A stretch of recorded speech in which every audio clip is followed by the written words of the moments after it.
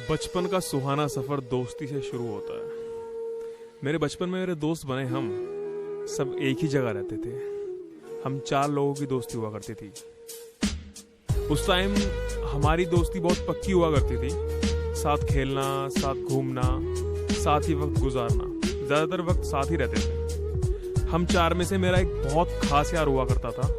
नाम नहीं लूंगा मैं उसका, पर पता नहीं दोस्ती ही बहुत गहरी थी, जैसे दिल से दिल का नाता था। वक्त बीता, फिर हम लोग स्कूल जाने लगे।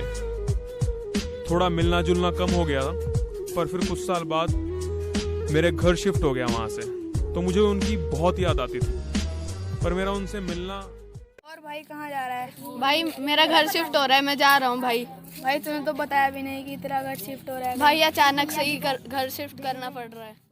जाया करता था, वक्त बीता, दोस्ती बढ़ गई, 4 से 8 हुए, और वो 8 की दोस्ती बन गई। और उन 8 में से एक मेरा वही दिल का यार जिसका ट्यूशन मेरे साथ था।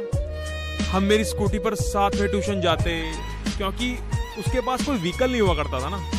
ट्यूशन के बाद वाली वो मस्ती, खाना पीना, शॉपिंग करना, मस्ती करना, और उसके बाद हमारी 12th भी ऐसे ही कंप्लीट हुई जैसे तैसे। और फिर तो यारी ऐसी थी कि जहाँ एक वहीं दूसरा जा रहा है।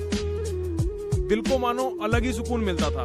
पर मुझे सबसे ज्यादा घूमना, साथ वक्त बिताना उन 8 में से अपने वो एक ही दिल के टुकड़े के साथ ही अच्छा लगता था। और फिर 12th के बाद हम दोनों ने कंप्यूटर की कोचिंग लगाई, वो भी साथ में, तो हम फिर साथ जाते, और फिर वही 12th वाली मस्ती वापस होने लगी। कभी कुछ खा लिया, कभी घूमने चले गए।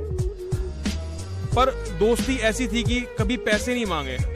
हम लोग 10 बार कुछ खाते तो उसमें से 8 बार पैसे मैं देता। पर यार दोस्ती में तो ये सब मैटर नहीं करता ना। मुझे लगता था मैंने दिए, उसने दिए, एक ही बात है। कभी मूवी देखने की बात हुई तो उसने मना भी किया, तो मैं उससे बोलता था चल पैसे तो मैं दे दूंगा, तेरे बिना क्या मजा आएगा यार। पर कभी रिटर्न में मांगा नहीं मैंने कुछ। ऐसा नहीं कि मैं उसकी हेल्प करता, वो भी करता था।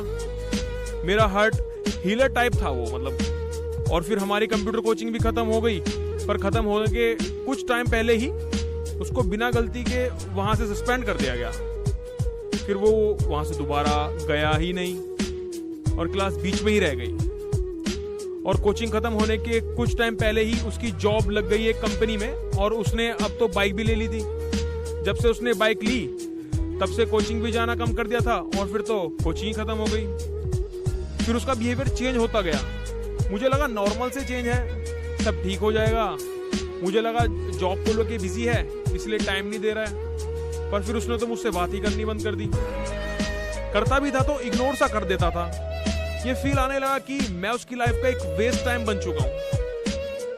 और फिर तो ये हुआ कि सब दोस्त के साथ वो घूमने जाता, पर बताता ही नहीं था।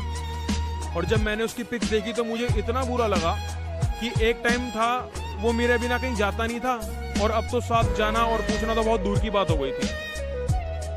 और अब तो ये टाइम आ गया कि 1 महीने से ऊपर होने वाला है और हम लोगों की बात भी नहीं हुई है। हम मिले क्योंकि उसने बात ही करनी बंद कर दी, क्योंकि अब उसको मेरी जरूरत नहीं है। अब उसके पास सब है तो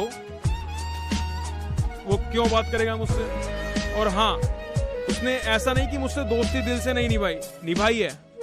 बहुत बार जब मैं परेशान होता तो वो भी मदद करता था। बस अब ये है कि हमारी बातें नहीं होती।